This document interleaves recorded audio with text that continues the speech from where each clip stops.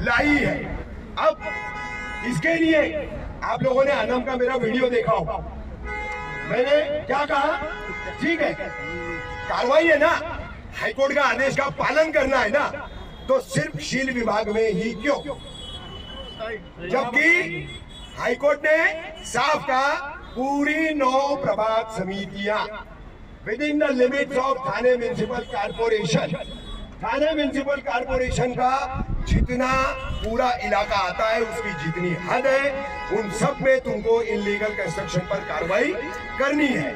लेकिन कमिश्नर और यहां से खा करके गब्बर हो चुके जो ऑफिसर है ना, जिसमें सबसे बड़ा करप्ट आदमी कौन था, तो वो था महेश अहीर। आज ये महेश अहीर के पापों की सजा कहीं ना कहीं तुम हम सभी भुगत रहे। ऐसे अधिकारियों पे कार्रवाई कब करेगा हाईकोर्ट? सही करना चाहिए। इंक्वायरी उनकी क्यों नहीं? एक क्लर्क को आप सस्पेंड कर रहे हो, क्लर्क को सस्पेंड करने से क्या होगा? हम कहते हैं हमारी एक ही बात है, हम अपनी छत को हाथ लगाने नहीं देंगे। आप नया काम मत होने दो, आप नई प्लीज कहीं भी बनने मत दो।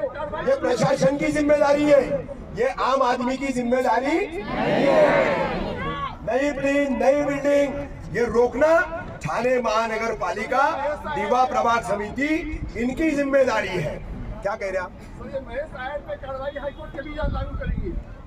मेरा भी वही सवाल है, सुनिए मेरा भी वही सवाल है। अब मैं अलग एलानिया बताता हूँ। 2021 में एंटी करप्शन ब्यूरो को मैंने खुद कंप्लेंट की, मैंने खुद की थी, और मैंने 10 अगस्त को जाकर के इंक्वायरी कमीशन में वो कंप्लेंट सबमिट भी की है। और ये जो खेल हमारे साथ हो रहा है, खान कंपाउंड, खरडी रोड, मन्नत, आगे का इलाका, शिवली नगर, भोलेनाथ नगर, अचार गली, शीलवाटा, मापे रोड, इतने इलाके को टारगेट करने का ये जो खेल हमारे साथ हो रहा है, तो इसका मैंने काउंटर किया। तो उस वीडियो में आप लोगों ने सुने होंगे। आराम से भाई, आराम से, कोई बोलेगा नहीं भाई, शांति भाई चुप रहो, सुनो। उसमें काउंटर हमने ये किया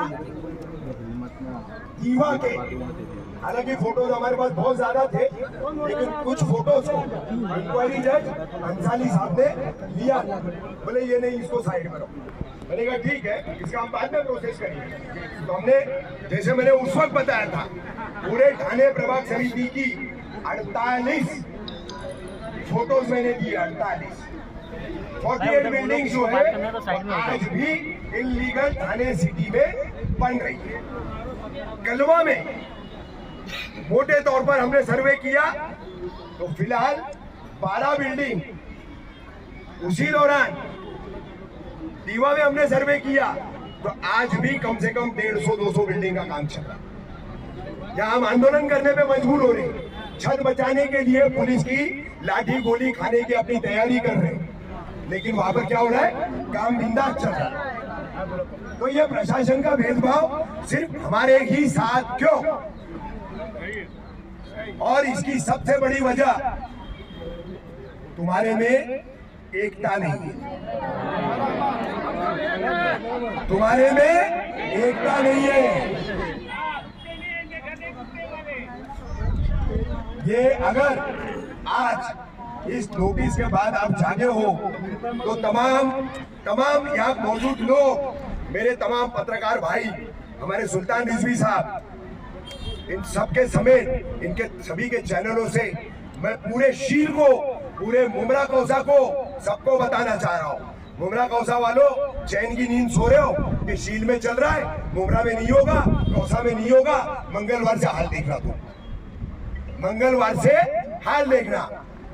ये परसों मुझे बात पता चली थी कि आप लोगों को नोटिसेस आने वाली है, फिर आपको रात में नोटिस आई, रात में खान कंपाउंड में यहाँ पर नोटिस दी गई और मुझे उसकी खबर शाम 5:30-6 बजे लग चुकी।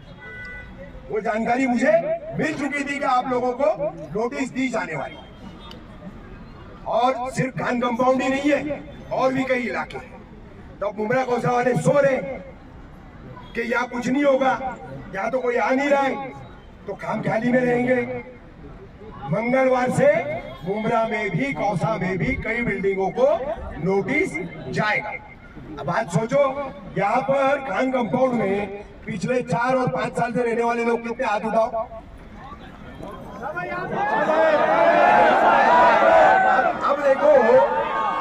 अब देखो कि 4 साल 5 साल हो गया है हम यहाँ पर रह रहे हैं, पीने को पानी नहीं है, चलने को सड़क नहीं है,